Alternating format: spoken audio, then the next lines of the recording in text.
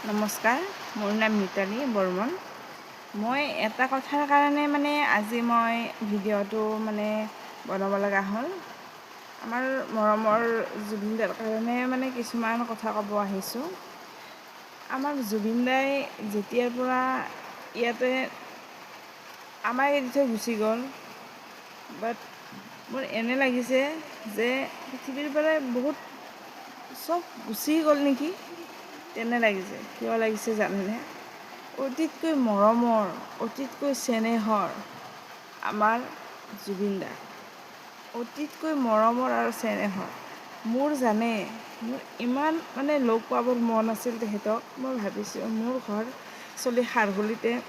জুবিন দাৰ ঘৰৰ পৰা অকণমান নামি আহিব লাগে আৰু জুবিন দাৰ ওপৰ চাইডে, মোৰ তল চাইডে।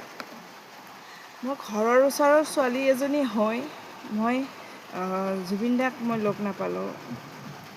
মোৰ ইমান মন আছিল যে মই জুবিন দাৰ লগত হাগ কৰিম, জুবিন দাক মই এবাৰ অলপমান মই দেহাটো এনেকৈ চুই চাম, বহুত মন আছিল।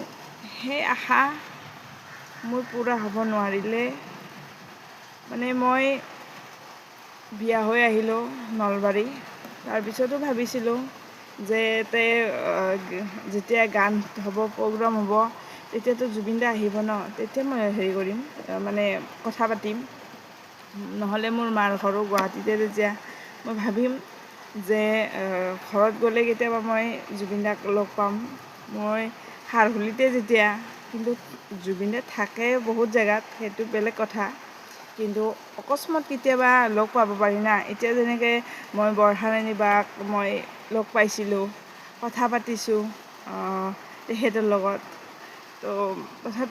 তথাপিও মোৰ সেনেকুৱা এটা অনুভৱ নাই যে মই বৰ্ষাৰাণী বাক মই কথা পাতিছোঁ মুখে মুখে, সিহঁতৰ ঘৰত গৈছোঁ বা সিহঁতৰ লগত কথা পাতিছোঁ।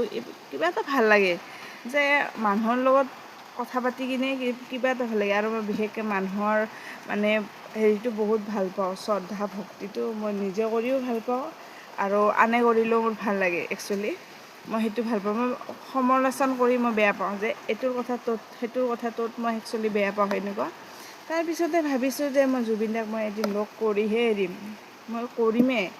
লাগে মই জুবিন দাৰ ঘৰৰ ওচৰত হ'লেও মই বহি থাকি মই লগ কৰিমেই এদিন, মই সেনেকৈ ভাবিছোঁ। মোৰ হাজবেণ্ডকো ক'লোঁ মই সেনেকৈ।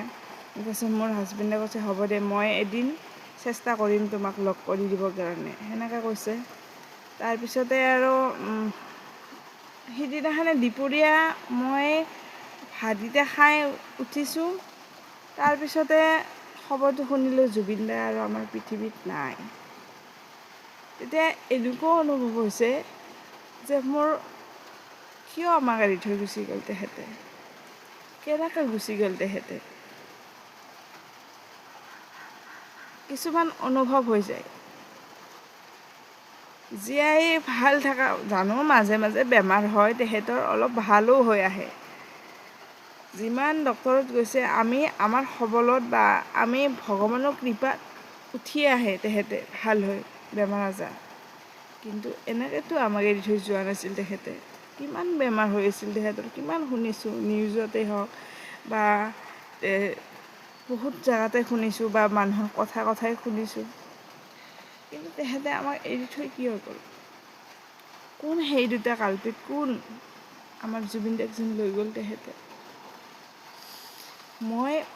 মই অসম চৰকাৰক এইটো আহ্বান জনাইছোঁ যে সেই কাল্পিকেইটাক ধৰি কিনে এনেকুৱা শাস্তি দিয়ক জীৱনভৰ যেন মনত থাকে সিহঁতৰ, আৰু সেনেক তিলকৈ মাৰক। মই কৈছোঁ আমাৰ মৰমৰ, অতিতকৈ মৰমৰ চেনেহৰ জুবিন দাক আমাৰ পৰা যেনেকৈ আঁতৰাই নিছে, সিহঁতৰ ফেমিলিৰ পৰাও সিহঁতক আঁতৰাই লৈ যাওক। তেতিয়া বুজিব আমাৰ পৃথিৱীৰ পৰা মূল্যৱান বস্তু যেনেকৈ গৈছে, সিহঁতৰ ফেমিলিও ভাবিব যে আমাৰ পৰাই আমাৰ মূল্যৱান বস্তু কি গ'ল। সেইকাৰণে কৈছোঁ মানুহ জাতিটো যদি মিল নাই, থাকিব কোনি? মই বেলেগ একো নকওঁ, কিয় মই বেলেগ একো ক'বও নোৱাৰোঁ। আৰু মই ইমান হেৰিও নহয়, যোগ্যতাও নহয়। তো